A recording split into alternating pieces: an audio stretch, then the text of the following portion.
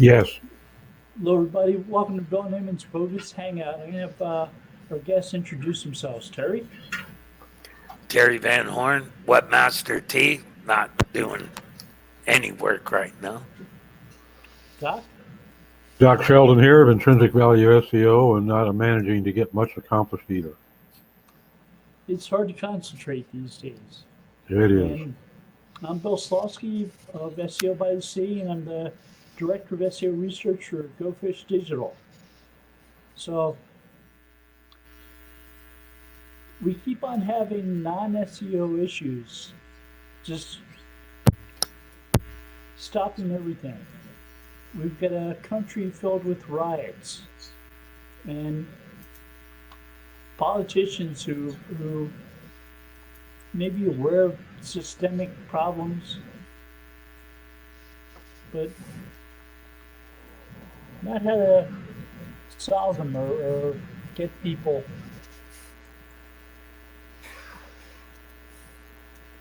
to calm down.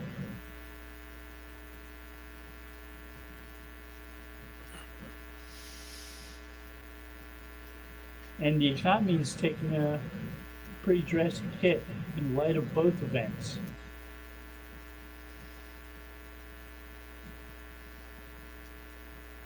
I think our country is being transformed in many ways. Transformed?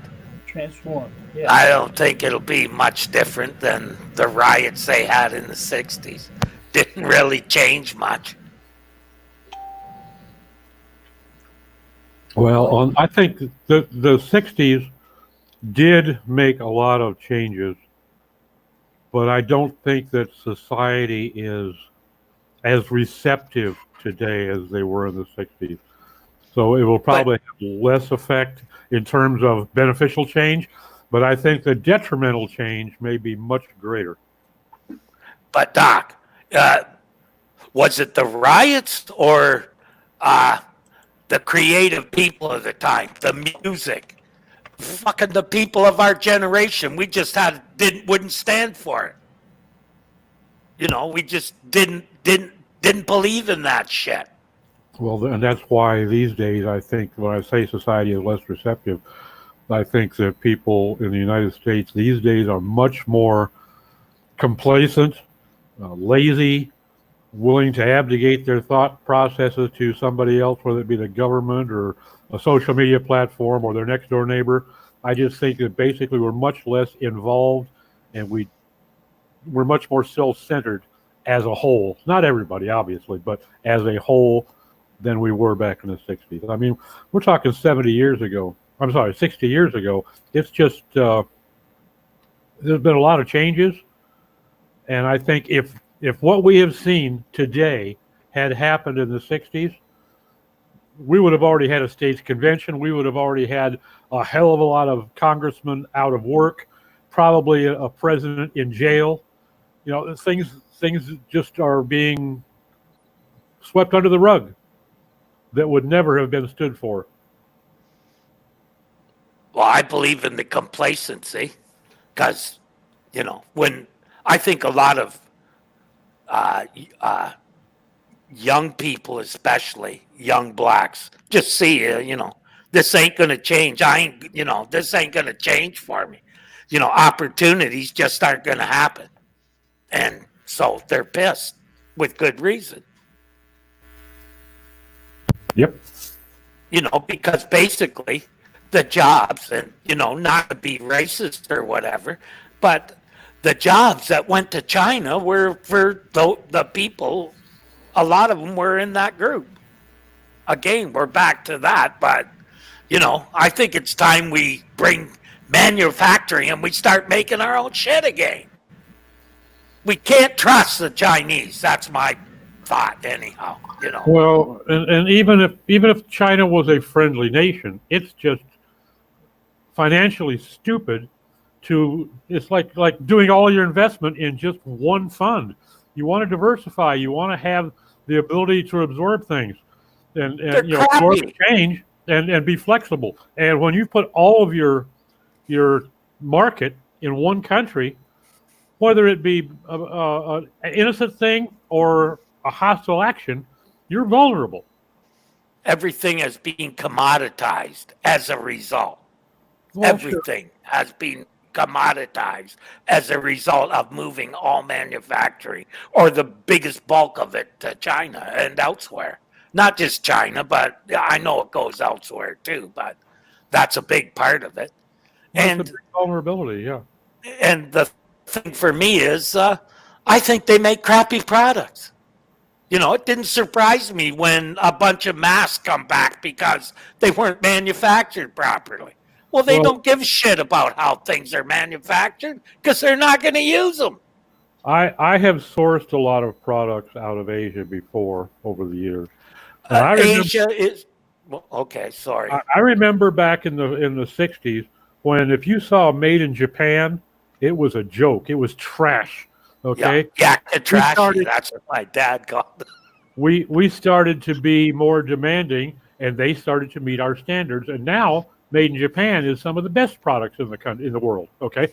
The same happened later with Taiwan, and Taiwan is still improving dramatically, and they have made leaps and bounds of progress of producing quality because we demand them. We haven't got around to demanding it really yet out of China. They're going to send us the cheapest shit they can as long as they can get away with it. The difference is one is a communist country. Those other countries were communist. I don't think that's. I'm not looking at the political aspect. You know, obviously there's a political consideration there because if they are an enemy, then you've given them a weapon. Okay, but I'm just talking about just from a manufacturer's standpoint. If they can manufacture and ship it to you for $1 a piece and sell it for $2, why would they want to do it and spend $1.50 and sell it for $2 if they can get away with it? We're allowing that. That's our fault. That's on us. Oh, I suppose, yeah, but sometimes they take the products because, for instance, I worked for a company that we sold musical instruments. For Christmas, they decided they would source them out of China and have them made by a manufacturer. Well, there's a percentage that went right in the fucking garbage, not usable. Sure.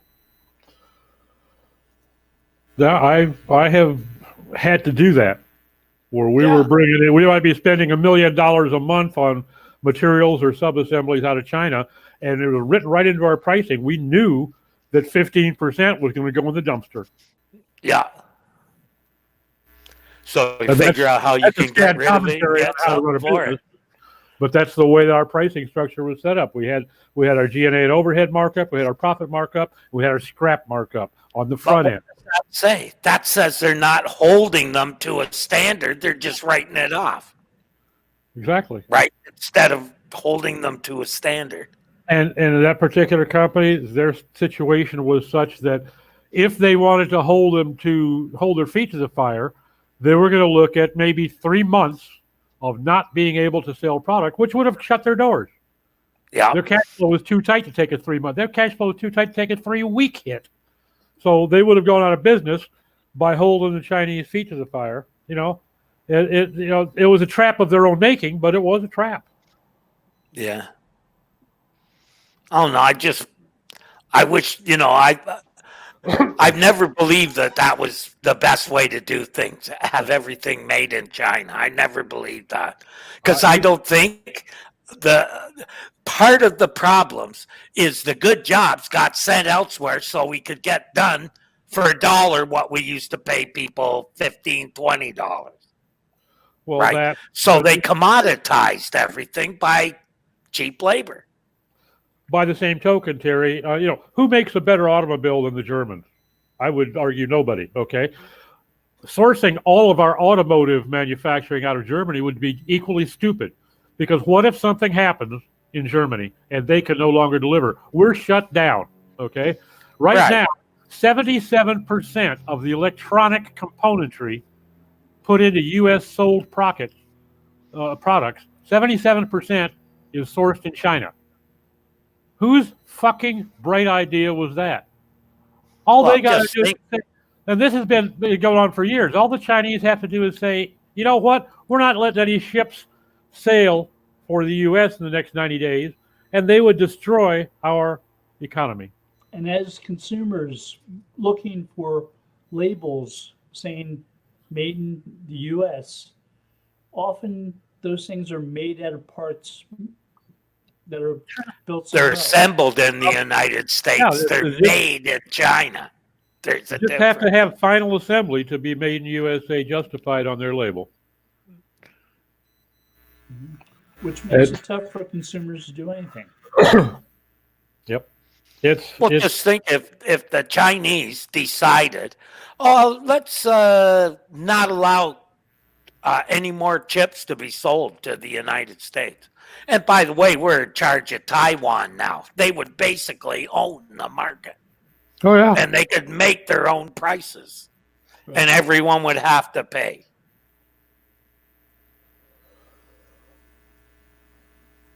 I do not expect to ever see China jack prices up on products as a national policy to hold our feet to the financial fire. I don't see them. That is not their way. But to put a throttling on the export, absolutely. That is precisely the way they have worked for generations. What if there's a Cold War and they decide this is the best way to beat the United States?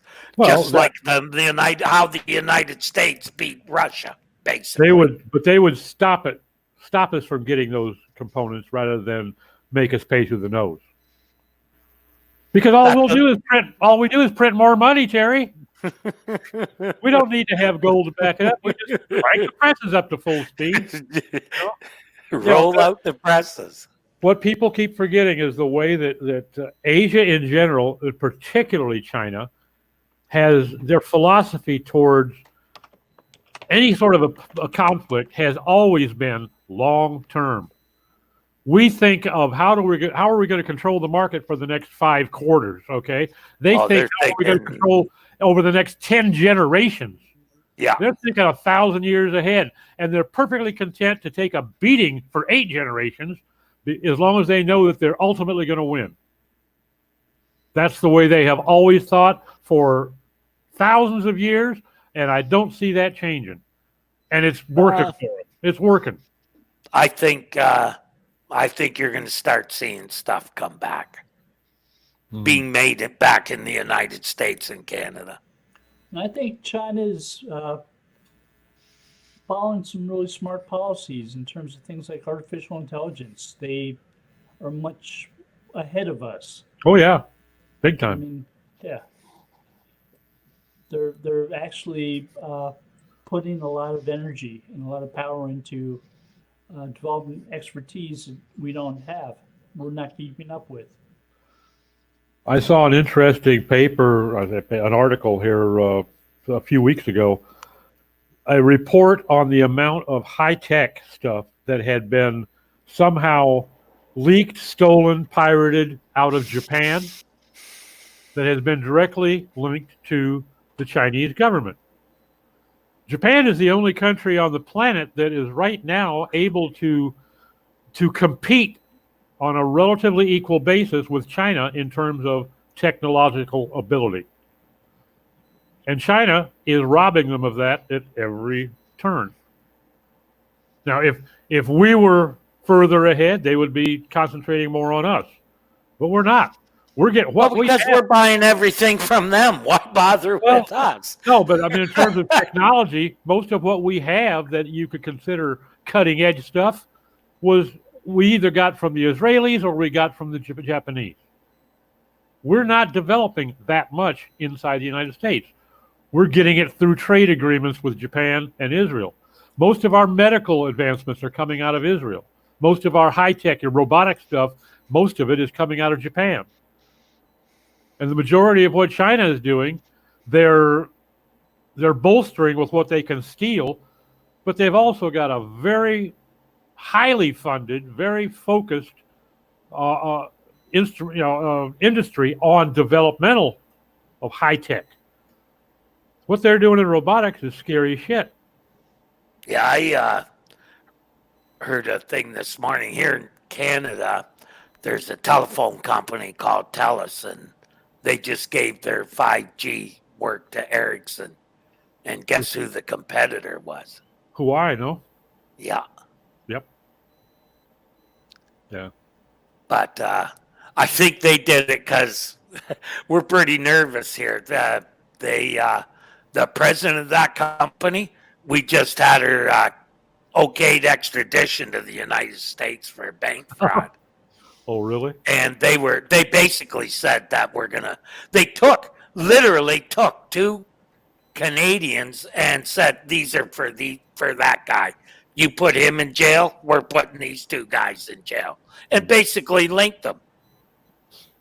So, no real good they called them spies. And they'll get away with it. The poor guys will probably die as a result when they send her, because they're going to send her to the States because she broke a law. And it's a law in Canada as well. You can't lie to a bank. In both countries. And they were saying, well, she didn't really break a law in Canada, so you can't extradite her. Well, we can extradite whoever the fuck we want. Yes, if you're a Canadian, you're goddamn right. Yeah. And it wasn't because we wanted to do what the Americans wanted. We did what our laws said we had to do. Well, that's a radical concept, mate. Yeah, right. These fucking laws were not meant to be obeyed, damn it. That's the American approach lately. Or, let's just rewrite them if we don't like them or ignore them. An executive order will cover that, yeah. So you're saying she got funding for the business after telling untruths? Well, I don't know what it was, but I know that the charge was for lying to a bank, giving them false information. They asked them specifically if they had relationship with another Chinese company, and she said no, and it turned out they did. And she probably said no because they didn't want them to know that. There's a similar law in place in the UK, and I had occasion to read it a couple of years ago. I was doing some work for a client, and it was a really interesting way how they justified that law. If let's say you're a German-owned company with offices in London, and you're applying to a UK bank, and in a similar situation, you have funding out of a Chinese financial institute, and you deny it, the impact that has on the UK, if you get that money, if you fail because you overextended yourself by lying about your indebtedness, whatever, the impact that has in terms of unemployment, in terms of benefits paid, in terms of health, in terms of sourcing for other client companies, all these different things. That's why they say, that's why although we don't appear to have a vested interest in the success or failure of this company, it affects in a trickle-down manner broad UK citizenry. And it was a really good explanation. And I think it makes perfect sense. So maybe it's a Canadian company sitting in Sacramento talking to a German bank, Deutsche Bank. They're still employing American citizens. They're still selling to American companies and customers. It should be regulated by the U.S. government. Doesn't matter who it is here. If you lie, if you give false information to a bank, it's illegal. Whether your loan is good and you make good on the loan and everything is fine, it's still illegal to give a bank false information. Yeah, and a lot of people think that the only reason that it's illegal is because you're misleading possible investors, stockholders. No. That's the smallest reason. Fuck those just people. The act of lying to a bank. Let's talk about the guy that's making $37,000 a year who works in this company, sweeping the floors, and the products, the house he can rent, and the products he can buy, and the school he can send his kid to, and the health care he's going to need, et cetera, et cetera, et cetera. That's where the big impact comes. So the only reason banks are asking questions about whether or not you're invested in by somebody in China is because they want to have control they've signed some type of treaties. They've put economic barriers in place. They don't want Chinese companies benefiting from your efforts. That's a big They don't factor. want- Yeah. they don't- Or maybe don't- they think they the don't other want- company is laundering money and just don't want to do business with them. There's lots of reasons to lie to a bank. Yeah. No, I think that's a major reason, Bill. But I think it's there's also the aspect that a banking institute in the United States is federally required to ask those questions and get satisfactory answers to those questions. Well, And I the think bank- If the bank asks you, "Do you have any foreign investments?" and you say no, and they don't even pursue the question by such as more than X% of your stockholders or any outstanding loans or any loans that have been satisfied within the last 180 days, any of that sort of thing, then the bank itself is liable for having broken a federal law by not seeking accurate answers to that question. So Right. they're covering their own ass too. yeah, have to explain anything over 10 grand, right? And the other interesting thing that, although I don't know this ever been put in practice, if the bank, let's say Wells Fargo, fails to satisfy that and is found guilty of breaking that federal law, then the CEO of Wells Fargo is personally liable for that law as well. And I would assume probably the board, okay? But basically, this is where a corporation is one of the few areas in which corporate law does not protect the officers.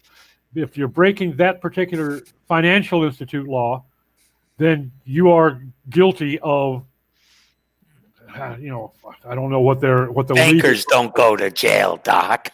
well, that's why I preface this with I don't know if it's ever actually been used, but the law does allow. Dude, bankers don't go to jail. Most corporations, the officers are held harmless unless there is blatant Fraud involved. blatant disregard. But then it'll be a different crime. But with bankers, it's the same crime, at least as well. It may also be another crime, but a bank president can be held personally liable for culpability for what his bank fails to do. And that's one of the few areas in which federal law allows that. Yeah, when I started reading about that, I got a little concerned that if it's true, what I read, only Ericsson and Huawei, or whatever, however you say it, right, are the only two companies providing 5G. Is that true? I don't know. I know that Hawaii has been the leader of the pack on that, but I don't know what other companies. That would explain why Trump has such a hard on for him to get him out of business in the U.S. By not allowing to making them unreliable. There's also been an awful lot of press around supposed hidden technology in Hawaii products. Right. That's what I'm thinking. If they have backdoor, yeah, that's what I mean. And they're actually part of almost like a government company, correct? Well, yeah, they're a federal puppet over there. Yeah, at the very least. Yeah. In other words, hand up ass, making lips move. Yeah, welcome, Kermit. Yeah.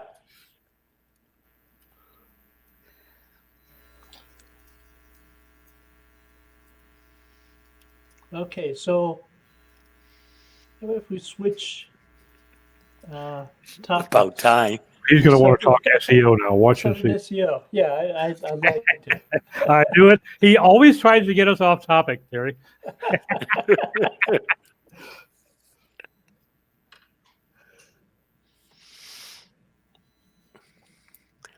So what's on your mind today, Bill? So watching Search Engine Journal's online conference. I like online conferences. It's a shame we didn't have more of them in the past. But technology's there.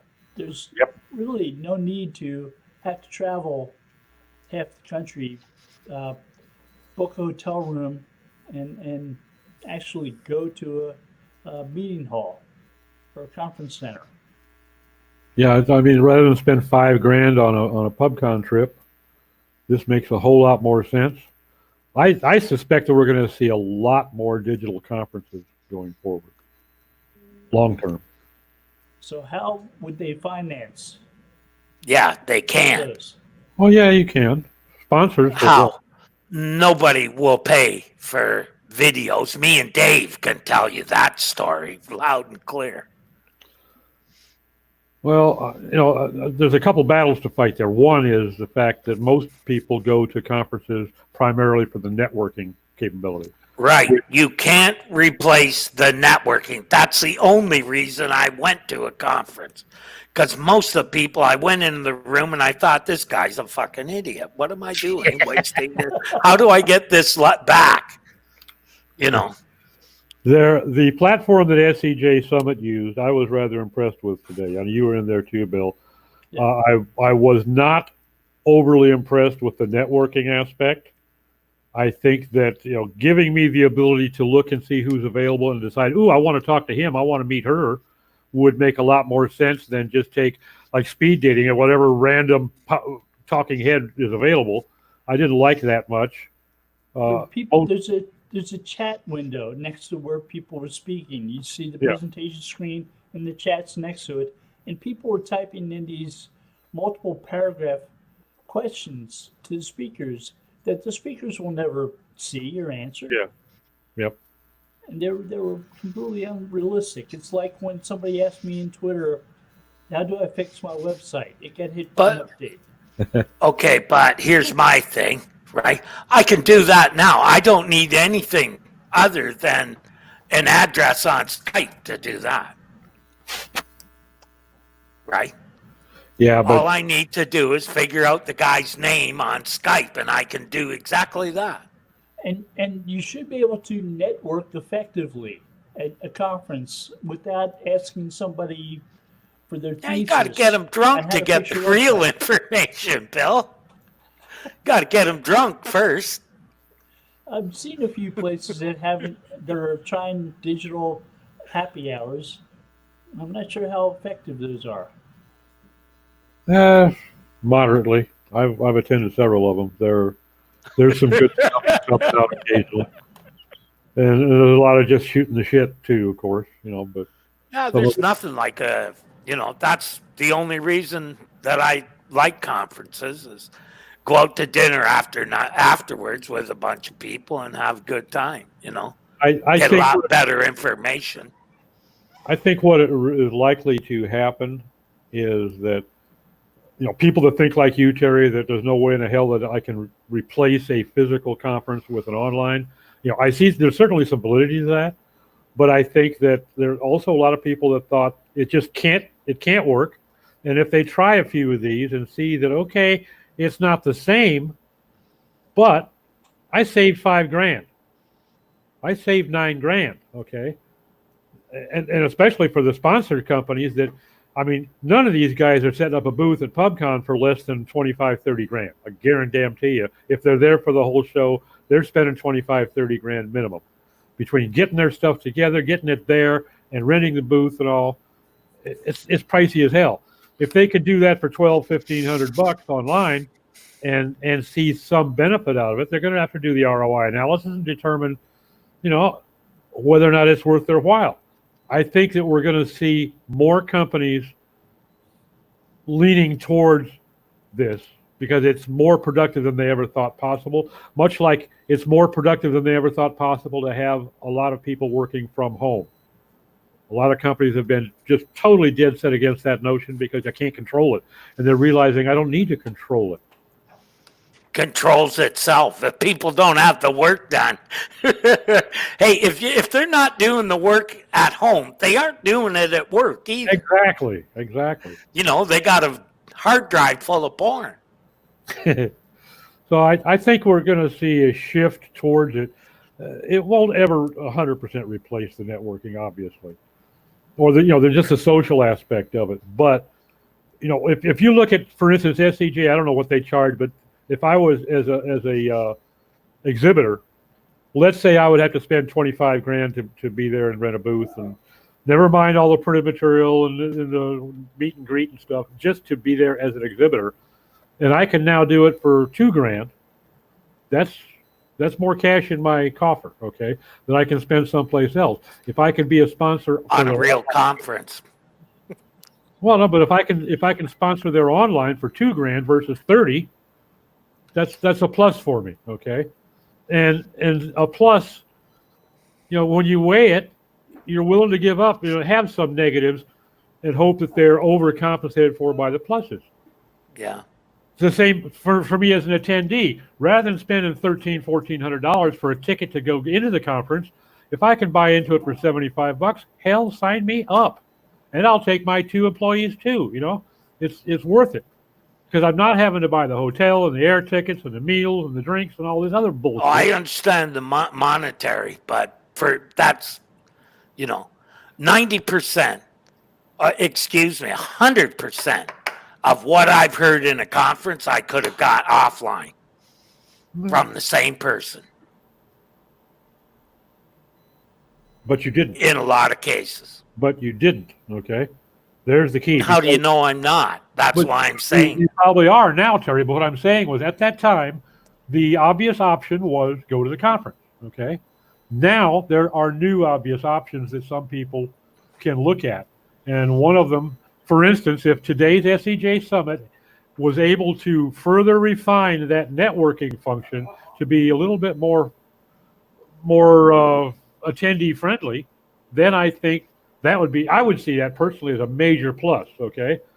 But Lily put on a dynamite presentation today. Jory put on a really good presentation today, okay? And it didn't cost me $5,000 to go hear them. So they were really good presentations. They were, it really was. I was thoroughly impressed by both of them. And I had I'd never heard of Jory before in my life. But I was impressed. She had some good information. It was well researched and well presented. Lily, I'm told she's always been a world-class presenter, so I guess I shouldn't be surprised, but it was the first time I'd actually had an opportunity to watch one of her presentations, and it was dynamite. So, I didn't spend $5,000 to go see them.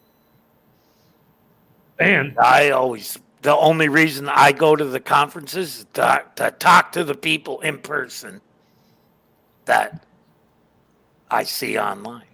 But the other thing is too, I might walk into a conference and see 12 people that I would really welcome the opportunity to spend a half an hour with. I'm likely to get an opportunity to only do so with 3 or 4 of them in any sense of, with any kind of privacy and opportunity to really chat it up. So, I'd really like to see. I think there's 20 of them at the table I was at, something like that. How much of a conversation can you have with one of those folks with 18 other people clustered around you and not getting interrupted, or them not being able to talk about it in front of everybody? What I'm talking about? I mean, a one-on-one can be a lot more productive than a 1-on-20. Yeah. Yeah. I hear you. Especially if you can get them drunk first. That's what I'm talking about. I don't drink, so I always have the upper hand. And that's why guys like me got to carry you, man. I got to keep up my end for me, right? I got you covered, bro. Not to worry. Me and 2 others. I'm already covered for Ian.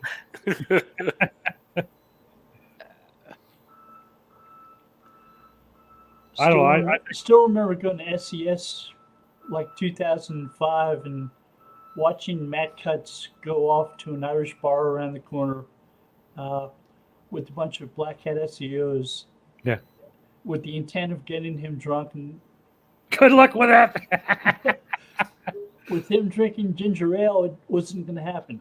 It's going to take a lot of ginger ale, eh? Yeah.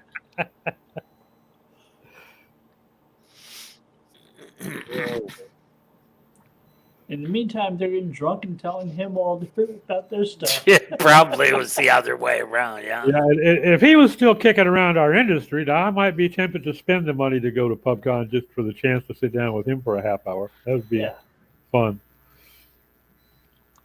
So PubCon has the classic PubCon at the end of the presentation, where they host an event that's like a couple hours long, and you get to stay around the bar and talk to people. And I went to one, and Matt was there at that one. I imagine Matt didn't probably get a whole lot of time to himself at any of those conferences of the day. There's always some vulture hovering around.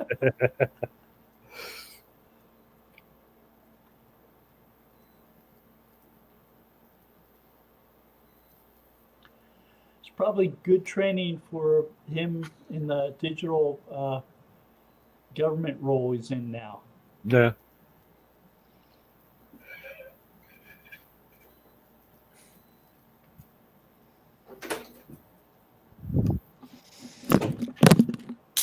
Changing all your clubs, Bill? I don't know. I think that we're going to see more and more online conferences. I think, the expense for the company, the expense for the attendees, the expense for the exhibitors, if I'm putting together an exhibit to go to PubCon, I got to have it ready to ship like 35, 40 days before the show. It's got to be put together and ready to put on a truck. Okay. Mm-hmm. And so I'm buying more time. And putting together all that stuff costs money, and doing it virtually is pennies on the dollar at worst. I'm presenting in an SEM Rush conference in Germany later this month. It's a panel. So for in Germany or from home? From home in Germany. Yeah. That's the other aspect. Yeah. So I get to present in Germany from California. Yeah, I think there's an awful lot of advantages to it. Yeah, you give up certainly some of the networking aspects, but I think there's an awful lot of possibility there. And I think as people get more inventive, like fixing that networking aspect of the summit today, and dialing in the capabilities of some more peripheral functions, it's going to get better and better. Yeah. And I just don't see it going away. The marketing department's budget, when they go and exhibit at a show like that, just even one show, mm-hmm. You're talking about, you're pushing into six figures by the time you talk about your staffing and your artwork and your printing and your, the hardware and all that. So being able to redirect most of those funds to something else has got to have an attraction too. If you allow your speakers to engage in an ask me anything type deal at something like the SAJ conference, where they could have spent maybe 5-6 hours answering questions from people, writing them out. Yep. That would, I think, be something a lot of people would enjoy. Yep, I think so. Get value from. And of course, on the short term, then you also have the health aspects, until everybody is really sure that this pandemic or whatever pandemic we're looking at a year from now, is behind us. There's less concern too for some folks, those that are more cautious about getting on an airplane and sitting in a bar or a hotel or a conference room, But how's it really much different than what Dave and I do on Search Geeks? Oh, it's a lot different. How? Well, for instance, the summit today, you look at the left-hand menu bar, there was the ability you could go to the main page and see which sessions were, who was speaking at what time on what topics. You could go to the networking and you could be matched up with somebody else who wanted to just do some networking and chat with them, and like you were in a Zoom room, okay, with camera and mic. You could go to the chat. You could go. Okay, I see now. I didn't go, so I don't know what they were doing. It was interesting. It was an interesting, and I was rather impressed. I was more impressed than I expected to be with the platform. I think they made a good choice. And they had a pretty lively chat going on during the presentation. And the other thing I liked very much was the chat was contiguous. So even though you went from one session into a Q&A, into another session into a Q&A, you could scroll up in the chat and see the comment that was made 3 sessions back, 2 hours ago. So you had that ability to track people down and say, what was that guy's name? I want to connect with him, or I want to discuss this offline. It was a decent platform. I have no idea what it cost them, but you can bet your ass it wasn't free. a lot of bandwidth on that one, and plus they had like 2,500 attendees when I was in there. Oh yeah, how much were they charging? It's free. It was free. Up until today, I think. I saw when you went to their page today and you want to sign up last minute, it's $100 today. And I think that it would not be unreasonable to me, for instance, if when I went and signed up for this thing a few weeks ago, if they'd wanted 25 or even $50 for me to attend, I would have done it. So, how many tickets do you have to sell at $50 a pop to match what you were getting $1,200 a pop for, but take away all the expense, the attended expense of doing it in Vegas? Yeah. That $1,200 probably didn't net more than a couple $100 in their pocket. No, it doesn't. I can tell you I've done the math. It's a lot more than a few $100. In total, they had Believe me, 8,600 people sign up today. Yeah, that's probably $500,000 in profit. Well, they signed up for free. Pardon me? It was They free. signed up for free. Oh, okay. Well, there you go. But if it was an actual convention, right, with 8,000 people, I'd be raking in the money. Believe me, I've done the math. When I saw the math, I said, I want to do that. I hope it bears out for you, Terry, but I tell you what, there's an awful lot of hidden costs. Already did everything, added it up. Expenses are less than 50% of the ticket. Not including rooms, but that's rooms for the speakers. Oh, well, yeah, but how many speakers are you going to have? A dozen? That's not that big an expense, really. No, but in Toronto, it's like probably $300-400 a night. Oh, that much? Oh, for a hotel in Toronto? Oh, Jesus, it's gone up. It's not the 60s anymore, Doc. Yeah, the last time I had a hotel in Toronto, I think I was paying like $120 a night. Yeah, it's like $300 to $400 now. And I was going to do it in August, and that's the height of tourist season. So I was paying, that's top rate. Yeah. It was a good idea. I'm sorry it didn't go through. Yeah, well, it would have been an extraordinary collection of talent, I think. And it'll still happen, just not going to happen this year. Website's still up, still got the Kickstarter. Wait until next year now. I figure they'll have the COVID figured out by next spring. Or we're all in deep shit anyways. Either that or herd immunity.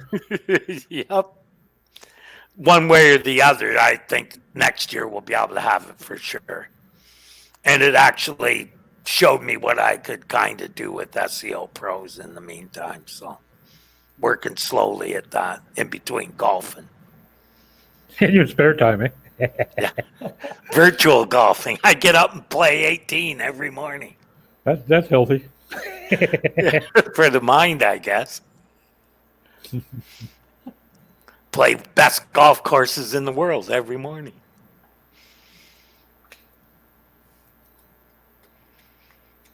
Have you ever, I don't know, are you playing strictly like on your desktop, or are you doing it like with a Wii? Xbox. So do you have like the Wii, do you have a handheld device when you do that? Yeah, hand controller, yeah. No, but I mean for making your swing, for instance.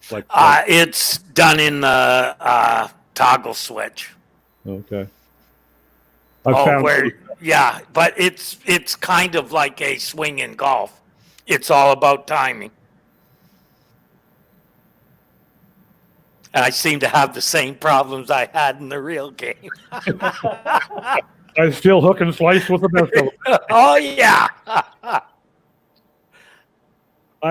I actually had a company that I used to work for took us out to Florida, and we went to a golf course out there. There's about 7 of us in the sales department, and they had one of the course pros accompany us on a round of 9, giving us some tips.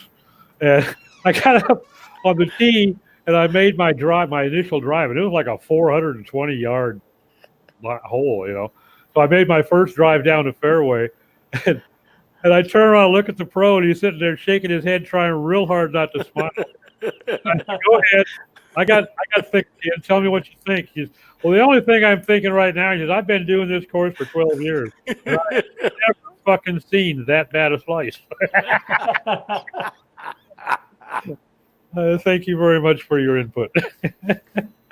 I was on an adjacent fairway. Oh, I've been further than that. I've been almost too. I hit a lake on another fairway. I went over the rough and halfway across the other fairway.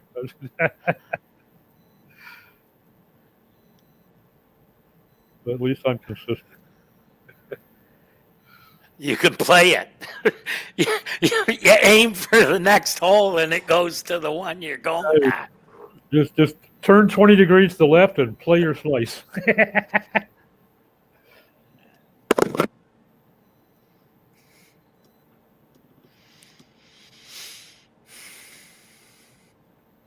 So what else is on the agenda, Billy? Not too much. I watched a presentation this morning, and I'll tell you here in a second. I don't forget who it was, but it was from the ISOC, the Internet Society, that sponsored it, and it was centered around the issue of Trump's recent threats to try to get rid of the Section 230. But it was very interesting, and it's going to be available. They're going to be sending out a link tomorrow, and I will share it with you when I get it, because I think you might find it interesting. Some of the points that were made. So if you reduce the immunity of a social media site as a publisher, so they're more responsible for what their members post, that means you'll censor them more. Well, that was my question to the panel. If he succeeds in suppressing 230, doesn't that mean now that rather than tagging one of his questionable posts as here's a fact check, that this is actually going to require them to block it or remove it? Yeah, I think so. I think he's working against his own best interest there, or else he's smarter than I give him credit for, which I refuse to believe. He's killing the goose that laid the golden egg. He's got such a large audience on Twitter. He's taking it away from himself. Yeah, because I think they have no choice but to ban him if they're going to be liable. Well, or at least block his tweets. They don't have to ban his account, but they have to be very, very careful about which tweets they let through. Put him on moderation, basically. He's going to be offended no matter. He is. I'll bet you any money he's on moderation. Well, I'll bet you $10 he's on. After the bleach thing, I bet you he's on moderation. And that probably had something to do with it. The guy's not above saying stupid stuff that puts people's lives at stake. Well, so, they got to fact check him. Yeah, but they had been previously, they hadn't been taking the stance of actually tagging, and now that they're doing it, now it's kind of a declared war. And I'm pleased to see. I'm very dismayed that Zuckerberg is. He's a puke. Well, he's taking the pussy way out. I think he's being irresponsible and cowardly. He doesn't want to take on Trump. Always has been. Nothing new. I think that it's. I would like to see Twitter file a lawsuit against the government on this. Well, I shouldn't say against the government. Can't do that, but they can file it against Trump and call the question. They could just send it over with all the rest of the information they're giving them.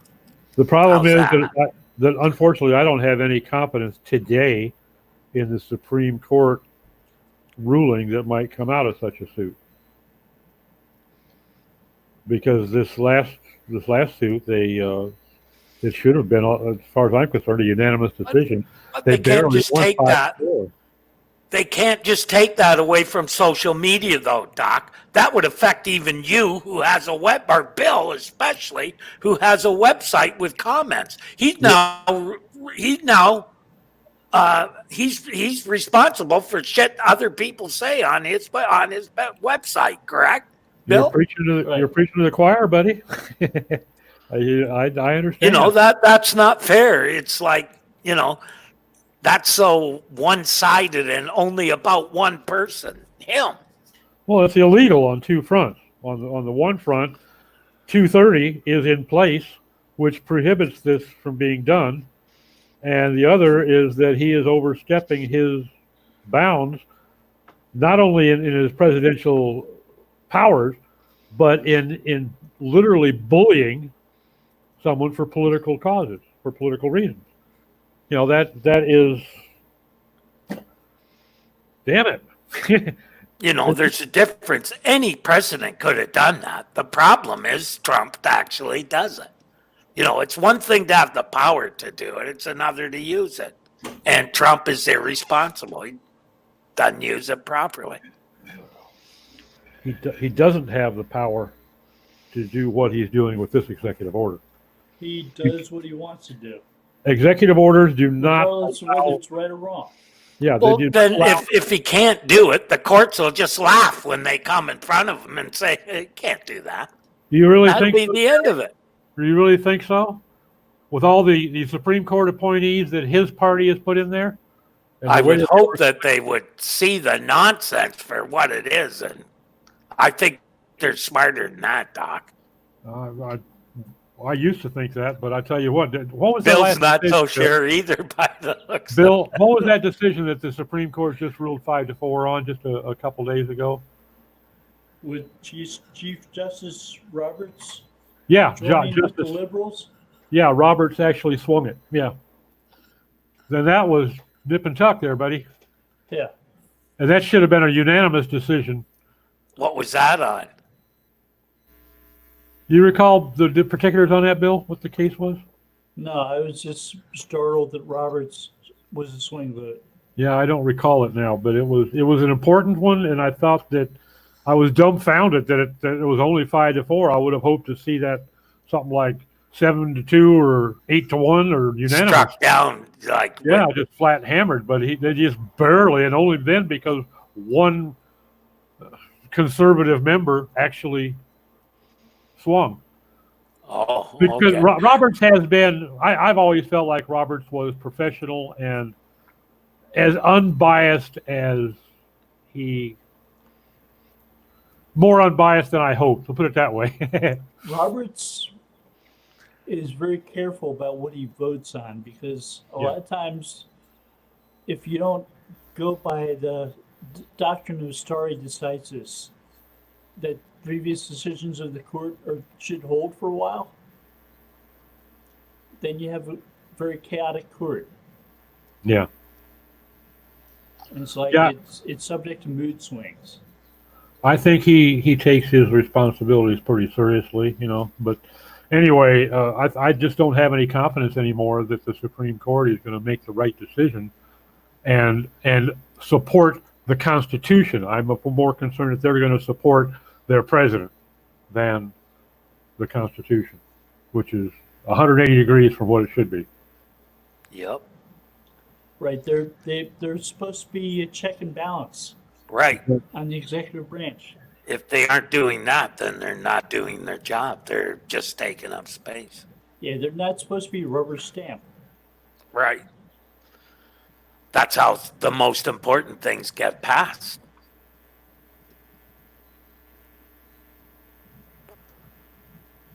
Well, of course, if you listen to Trump, then Congress has no authority to act as a check and balance. Oh, yeah. Trump has all the authority. And he says something as asinine as that, and the only people that had the balls to even challenge it was a few talking heads on Facebook. Nobody on the Hill did. Yeah, Or at least not vocally anyway, not loudly. That should have Yeah. just had people's heads exploding. yeah. To me, it just uses the word "I" too much. I'm gonna do this. You're not. The government is. You're not. It's not you. It's the government. Well, there are two eyes an idiot. My army is going to do Yeah, this. my army. Yeah, Right, yeah. right, It's not your army. It's the United States Army. right. It's the citizens' army. All of it is the citizens. You're just an elected official. But he sees himself more as a king, I believe, than an actual president. He wants all the good parts and not having the responsibilities. Yeah, He wants the parades and the $50 million parades down the National Mall in D.C. with tanks and so on. like Putin. The guy in North Korea. Or China or Korea, yeah. Yeah, you never see the United States do a power thing like that. No, Don't need to. Well, they all know what you got. Nah, yeah, all I got to do is just tap some of the leaks. That's all.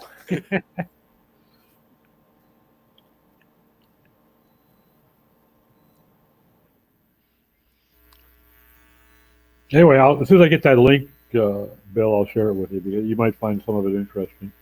okay, thanks. There was some legal discussion in there that I found enlightening.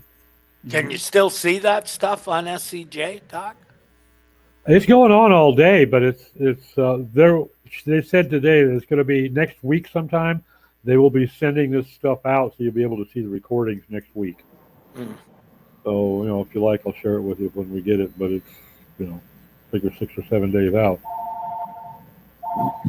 But you can still go and sign up now. But now you have to pay to get in to see the rest of the day. But it's pretty much over by now, I think. 4 o'clock there now. No, I think the last one is like 7 Eastern time. Oh, okay. There's still another 3 or 4 hours to go. Bill I'll Hunt be is- busy, so. Bill Hunt is keynote at 7:10 Eastern time.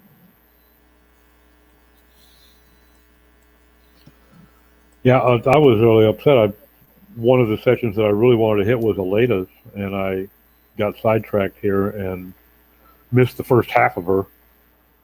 So I'm looking forward to seeing the recording next week. I signed on halfway through because people were raving about it on Twitter. And I logged in, and she was speaking as quickly as she normally does when she gets excited about SEO, which seems to be most of the time. Yeah, yeah. She did build some pretty damn good presentations too. I've seen several of hers before. When it comes to international, there aren't too many people that are as knowledgeable as Aleda.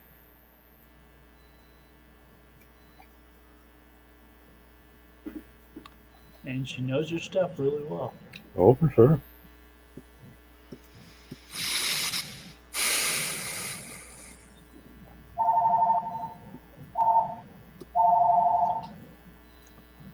See right now.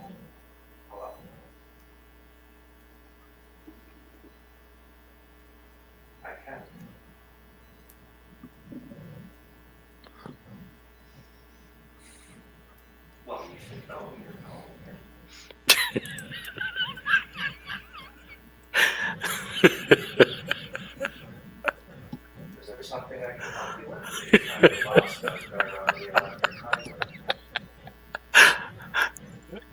My brother's talking to a telemarketer. Oh, this ain't gonna end well. They asked him a question. He said, "Well, you called me. You should know that." Get him, Bill.